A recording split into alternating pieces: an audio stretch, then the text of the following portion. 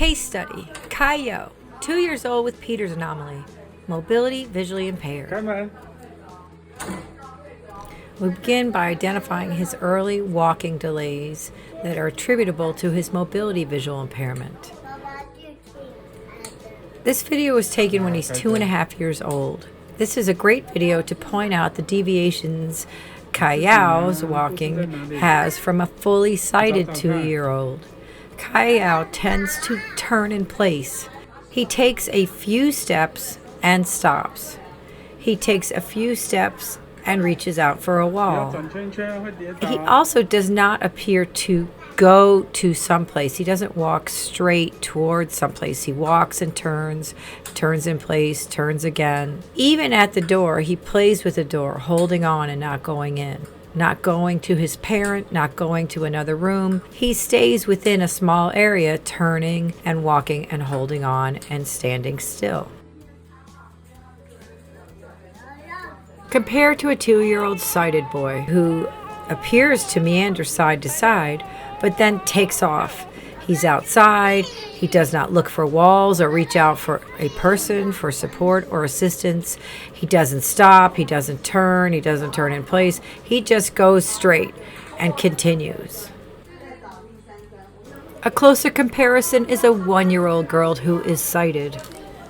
She has Kuei-Yao's tendency to reach out for walls. She's a much younger child.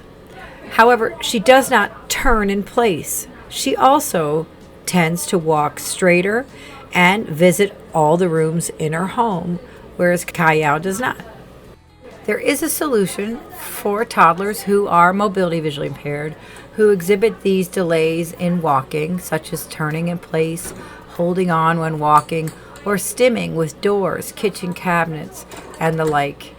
It's the pediatric belt cane, and we're going to watch Kuei-Yao's journey with his. And it always starts out very much the same with 2-year-olds, with a few tears. On his intake form, his parents wrote, quote, "He usually resists new stuff. It takes time for him to learn new things. Once he's used to something, he would be very routinely doing it."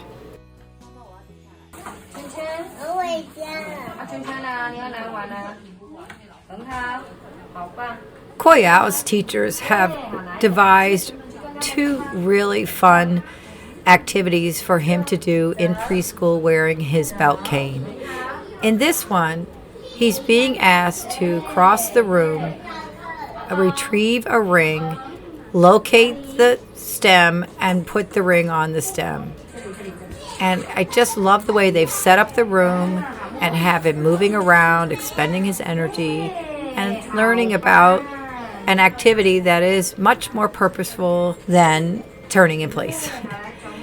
For the sighted observer, each time his cane frame contacts something may read negatively. I want you to consider that each of those contacts is good information that otherwise would not be visible to him. Another thing to notice is how they've made the room accessible for the belt cane, and that's a great idea. For example, here they noticed that he couldn't get close to the table because of an object under the table, so they moved the object. Problem solved. In the spirit of accessibility, consider making room for the cane frame so the child has a little more accessibility in the environment.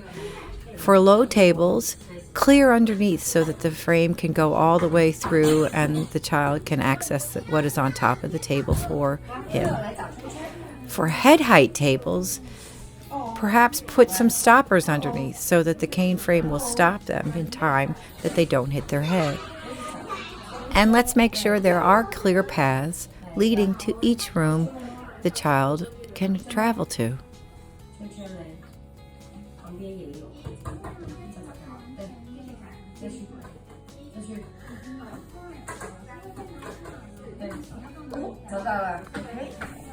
The more the child wears the belt cane, the more willing he becomes to accept learning about new things.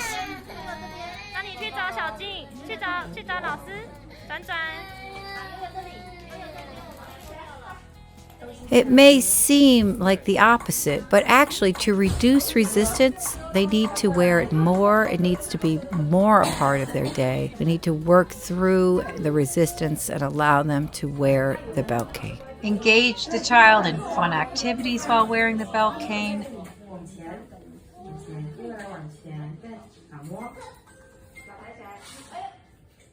The teacher makes sure that he gets to spend time enjoying his reward for completing the task.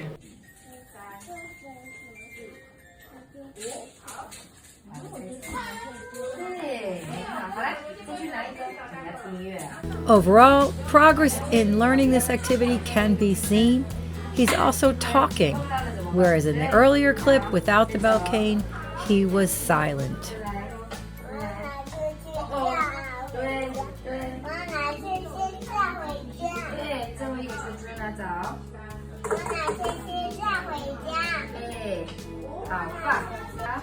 In this activity, they've asked him to go through an obstacle course to locate a small object and return it to the bowl on the chair.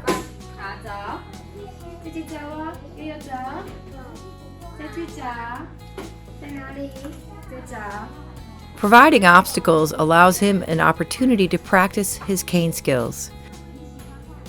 He is locating blocked path and then learning to find a clear path so that he can get to his destination.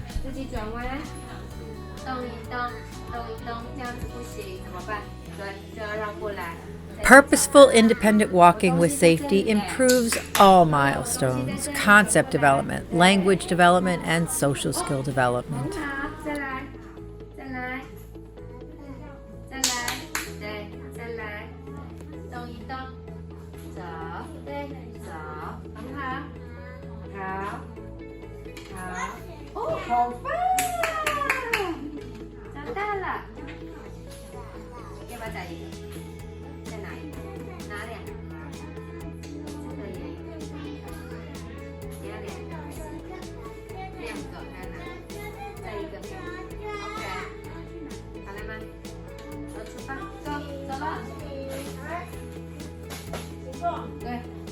There really is only one reason to stop trying with the belt cane, and that's if the child can see well enough to walk independently with safety. Otherwise, it's important to help the child overcome any initial rejection to achieve daily usage. The belt cane is like a car seat. It's essential between the ages of 12 months and 60 months.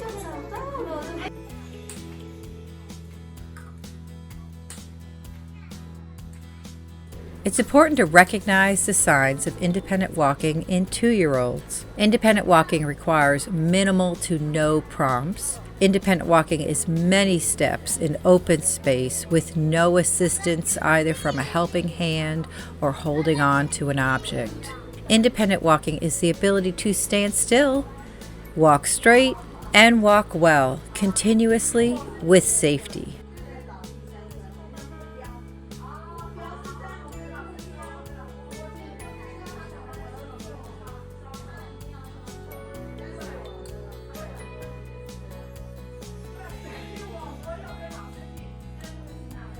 Children born mobility visually impaired, like Kuei-Yao, can achieve independent walking on time wearing their pediatric belt canes.